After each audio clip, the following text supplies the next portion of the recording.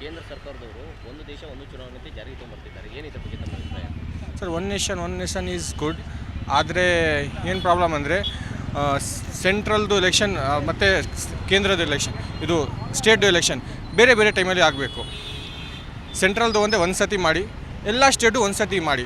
ಆದರೆ ಏನು ಆಗುತ್ತೆ ಅಂದರೆ ರೀಜನಲ್ ಇಶ್ಯೂಸ್ ಏನಾದರೂ ಇದೆ ಅದು ಸಾಲ್ವ್ ಆಗುತ್ತೆ. ಸೆಂಟ್ರಲ್ ಎಲೆಕ್ಷನ್ ಜೊತೆಗೆ ಮಾಡಿದರೆ ಎಲ್ಲ ಸೆಂಟ್ರಲ್ದು ನೋಡಿಬಿಟ್ಟು ಎಲ್ಲ ರೀಜನಲ್ ಇಶ್ಯೂಸ್ ಫೋಕಸ್ ಆಗಲ್ಲ.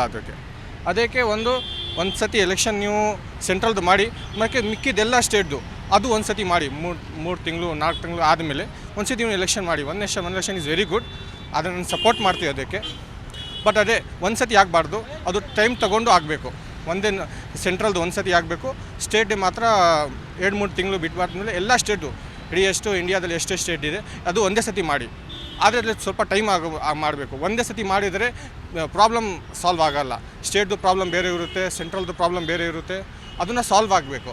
ಅದೇ ಇವಾಗ ಇದನ್ನೇನು ತೊಗೊಂಬರ್ತಿದ್ದಾರಲ್ಲ ಕೇಂದ್ರ ಸರ್ಕಾರದವರು, ಈ ಒಂದು ಯೋಜನೆಯನ್ನು ಜಾರಿಗೆ ತೊಗೊಂಬರ್ತಿದ್ದಾರೆ, ಈ ಒಂದು ಕಾಯ್ದೆಯನ್ನು, ಒಂದು ದೇಶ ಒಂದು ಚುನಾವಣೆ ಅಂತ. ಇದನ್ನು ಸ್ಥಳೀಯ ಸರ್ಕಾರಗಳು ಮತ್ತು ಸಿಕ್ಕಾಪಟ್ಟೆ ಹಲವಾರು ರಾಜ್ಯಗಳಲ್ಲಿ ವಿರೋಧ ಪಕ್ಷಗಳು ವಿರೋಧ ಮಾಡ್ತಿದ್ದಾವೆ. ಅದ್ರ ಬಗ್ಗೆ ಏನು ನಿಮ್ಮ ಅಭಿಪ್ರಾಯ? ಅದು ಅವ್ರವ್ರದ್ದು ಒಪಿನಿಯನ್ ಇರುತ್ತೆ.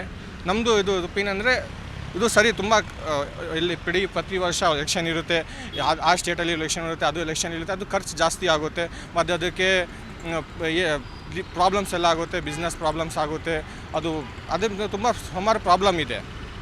ಅದು ಒಂದು ಸತಿ ಮಾಡಿದರೆ ತುಂಬ ಚೆನ್ನಾಗಿ, ಇದು ಎಲೆಕ್ಷನ್ಸ್ ಒಂದು ಸತಿ ಮಾಡಿದರೆ ತುಂಬ ಚೆನ್ನಾಗಿರೋದು. ಮತ್ತು ಅದೇ ಟೈಮ್ ತಗೊಳ್ಳಿ, ಸ್ಟೇಟ್ದು ಒಂದು ಸತಿ ಮಾಡಿ, ಸೆಂಟ್ರಲ್ದು ಒಂದು ಸತಿ ಮಾಡೋದು. ಅದು ಏನಂದರೆ ಸ್ಟೇಟ್ದು ರೀಜನಲ್ ಫೋಕಸ್ ಆಗುತ್ತೆ. ನಮ್ಮದು ಏನು ಪ್ರಾಬ್ಲಮ್ ಇದೆ, ನಮ್ಮದು ಏನು ಸಮಸ್ಯೆ ಇದೆ, ಅದು ಸ್ಟೇಟಲ್ಲಿ ಮಾಡಿದರೆ ನಾವು ಅದು ನೋಡಿಬಿಟ್ಟಿಲ್ಲ ಅವ್ರಿಗೆ ಓಟ್ ಕೊಡ್ತೀವಿ. ಅವ್ರಿಗೆ ಗೊತ್ತಾಗುತ್ತೆ ಸೆಂಟ್ರಲ್ಗೆ ಏನು ಪ್ರಾಬ್ಲಮ್ ಇದೆ, ಏನು ಇಶ್ಯೂಸ್ ಇದೆ, ಅದು ಸಾಲ್ವ್ ಆಗುತ್ತೆ. ಒಂದೇ ಸತಿ ಮಾಡಿದರೆ ಸ್ವಲ್ಪ ಪ್ರಾಬ್ಲಮ್ ಆಗುತ್ತೆ.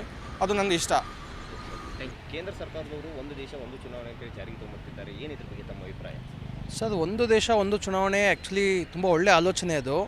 ಬಿಕಾಸ್ ಇವಾಗ ನೋಡ್ತಾ ಇದ್ದೀವಿ ನಾವು, ಹೊಸದಲ್ಲಿ 4-5 ಸಾರಿ ಉಪಚುನಾವಣೆಗಳು ನಡೆಯೋದು, ಮತ್ತು ವಿಧಾನಸಭೆ ಎಲೆಕ್ಷನ್ ಬೇರೆ ಟೈಮಲ್ಲಿ, ಮತ್ತು ನಮ್ಮ ಲೋಕಸಭೆ ಎಲೆಕ್ಷನ್ಗಳು ಬೇರೆ ಟೈಮಲ್ಲಿ ನಡೀತಾ ಇದೆ.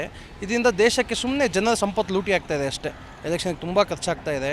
ಅದನ್ನೆಲ್ಲ ಉಳಿಸೋ ನಿಟ್ಟಿನಲ್ಲಿ ತುಂಬ ಒಳ್ಳೆ ಆಲೋಚನೆ ಇದು. ಸೊ ಇದು ಬೇಕೇ ಬೇಕು. ಈ ಬಿಲ್ ಮಂಡನೆ ಆಗಬೇಕು, ಪಾಸ್ ಆಗಬೇಕು ಅಂತ ನಮ್ಮ ಬಯಕೆ ಸರ್.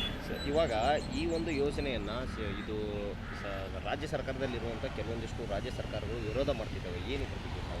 ಸರ್, ಇದರಲ್ಲಿ ಅವ್ರದ್ದು ಏನಿದೆ ಅಂತ ಹೇಳಿದ್ರೆ, ಇವಾಗ ನಮ್ಮ ಪ್ರಾದೇಶಿಕ ಪಕ್ಷಗಳಿಗೆ ಸ್ವಲ್ಪ ಹೊಡೆತ ಬೀಳುತ್ತೆ. ಅದಾದಮೇಲೆ ಯಾವುದು ಲೀಡರ್ಗಳು ಕಮ್ಮಿ ಇರ್ತಾರೆ, ಅವರು 2 ಕಡೆ ಮ್ಯಾನೇಜ್ ಮಾಡೋಕ್ಕೆ ಕಷ್ಟ ಆಗುತ್ತೆ. ಸೊ ಇವಾಗ ಒಂದೇ ಕಡೆ ಅವರು ಬೇರೆ ಬೇರೆ ಎಲೆಕ್ಷನ್ ಆದಾಗ, ನಮಗೆ ಬೇರೆ ಬೇರೆ ಘಟ್ಟಗಳಲ್ಲಿ ಎಲೆಕ್ಷನ್ ಆದಾಗ ಅಲ್ಲಿ ಓಡಾಡ್ಬೋದು ಅನ್ನೋ ಒಂದು ಆಲೋಚನೆ ಇರುತ್ತೆ ಅವ್ರ ದೃಷ್ಟಿಯಿಂದ ಅದು. ಬಟ್ ಜನರ ಹಿತಾಸಕ್ತಿಯಿಂದ, ಸಂಪತ್ತು ಉಳಿಸೋ ದೃಷ್ಟಿಯಲ್ಲಿ, ದೇಶದ ಸಂಪತ್ತು ಕಾಪಾಡೋ ಒಂದು ದೃಷ್ಟಿಯಲ್ಲಿ, ಹಿತದೃಷ್ಟಿಯಲ್ಲಿ ಇದು ತುಂಬ ಒಳ್ಳೆಯ ಆಲೋಚನೆ ಅಂತ ನಮ್ಮ ಒಂದು ಅಭಿಪ್ರಾಯ ಸರ್. ಜಿ ಕನ್ನಡ ನ್ಯೂಸ್ ಈಗ ನಿಮ್ಮ ಮನೆಯಲ್ಲೇ ನೋಡಿ. ಎಲ್ಲ ಕೇಬಲ್ಗಳಲ್ಲಿ ಈಗ ಲಭ್ಯ. ನಿಮ್ಮ ನೆಚ್ಚಿನ ಜಿ ಕನ್ನಡ ನ್ಯೂಸ್ ಈಗ ಸನ್ ಡೈರೆಕ್ಟ್ ನಲ್ಲಿ number 292, Tata play number 1664, Jio TV number 1334, NXT digital number 30, N cable number 30, city networks 51, U digital number 162, GTPL number 17, Rockline telecommunications number 42, Shri Basaveshwara cable number 168, rural cable network 60, Vinayaka digital 57, Abhishek cable 821, city channel 53, Siddeshwara cable network 57, V4 digital Infotech 628, ಸೂರ್ಯ digital networks 53, Gajanan digital number 836, Malnad infotech private limited number 56, Metrocast number 830, victory digital number 167ರಲ್ಲಿ ನೋಡಿ ಆನಂದಿಸಿ.